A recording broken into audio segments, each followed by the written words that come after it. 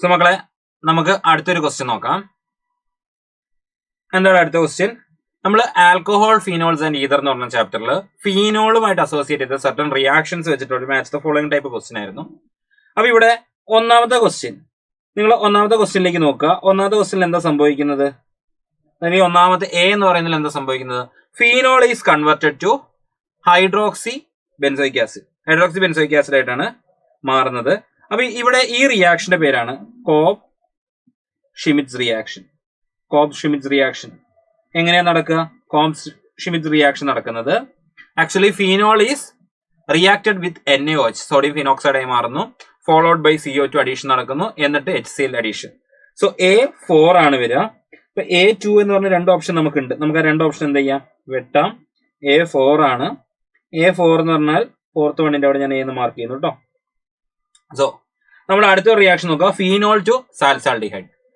വളരെ കോമൺ ആയിട്ട് നിങ്ങൾ കേട്ടിട്ടുള്ള റിയാക്ഷൻ ആണ്. ഏതാടാ? വളരെ കോമൺ ആയിട്ട് നിങ്ങൾ കേട്ടിട്ടുള്ള റിയാക്ഷൻ ഏതാ? റെയ്മർ-ടൈമാൻ റിയാക്ഷൻ. റെയ്മർ-ടൈമാൻ റിയാക്ഷൻ എന്ന് പറഞ്ഞിട്ടുണ്ടെങ്കിൽ എന്താ സംഭവിക്കുക? നമ്മൾ ഫീനോളിന് ആദ്യം എന്ത് വെച്ച് NaOH വെച്ച് റിയാക്ട് ചെയ്യിക്കുന്നു. വിത്ത് NaOH അല്ല, CHCl3 എന്ന് പറയുന്ന സാധനം ആക്ച്വലി ഡൈക്ലോറോ കാർബീൻ ആയി മാറുന്നു. ഡൈക്ലോറോ കാർബീന്റെ പ്രസൻസിൽ NaOH ഫീനോളുമായിട്ട് റിയാക്ട് ചെയ്യുന്നു. ആൻഡ് ഫോളോഡ് ബൈ നമ്മൾ എന്ത് HCl അഡീഷൻ നടത്തുന്നു. HCl അഡീഷൻ നടത്തി കഴിഞ്ഞാൽ നമുക്ക് എന്ത് കിട്ടും? We will get salicylaldehyde. So അത് രണ്ടാമത്തെ റിയാക്ഷൻ ആയിട്ട് നമുക്ക് മാർക്ക് ചെയ്യാം. രണ്ടാമത്തെ റിയാക്ഷൻ ആക്ച്വലി റെയ്മർ-ടൈമാൻ റിയാക്ഷൻ ആണ്. റെയ്മർ-ടൈമാൻ റിയാക്ഷൻ. സോ ഇപ്പൊ തന്നെ നമ്മുടെ ആൻസർ ആയി അല്ലേ? കാരണം A4ഉം B3യും വരണം. സോ ആൻസർ ഈസ് ഓപ്ഷൻ ഡിയിലേക്ക് നമുക്ക് പോകാം. ഇനി അടുത്ത മൂന്നാമത്തെ നിങ്ങൾ നോക്കുക. ഫീനോൾ ഈസ് എന്താണ്? Oxidise to benzoquinone. Phenol is oxidise to benzoquinone, parabenzoquinone ആയിട്ട് മാറിയിരിക്കുന്നത്. അപ്പൊ ഈ ഒരു റിയാക്ഷൻ ഓക്സിഡൈസിംഗ് ഏജന്റ് ആയിട്ട് ഏത് റിയാക്ഷനാണ് സംഭവിച്ചിരിക്കുന്നത്? നോക്കുക.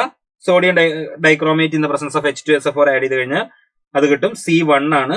സോ ഇവിടുത്തത് നമ്മളിവിടെ B മാർക്ക് ചെയ്തില്ല അല്ലെ? നമ്മളിവിടെ B മാർക്ക് ചെയ്യുന്നു. ആൻഡ് ഇവിടെ നമ്മൾ Cന്റെ ഇവിടെ 1 മാർക്ക് ചെയ്യുന്നു. ഇനി നാലാമത്തെ റിയാക്ഷൻ, ഫീനോളില് നിങ്ങൾ എന്താ ചെയ്തിരിക്കുന്നത്? നാലാമത്തെ റിയാക്ഷൻ നോക്കുക മക്കളെ. ഫീനോള് ആക്ച്വലി NaOH വെച്ച് റിയാക്ട് ചെയ്യിക്കുന്നു. NaOH വെച്ച് റിയാക്ട് ചെയ്യിച്ചു കഴിഞ്ഞാൽ നമുക്ക് എന്ത് കിട്ടും? Plus NaOH.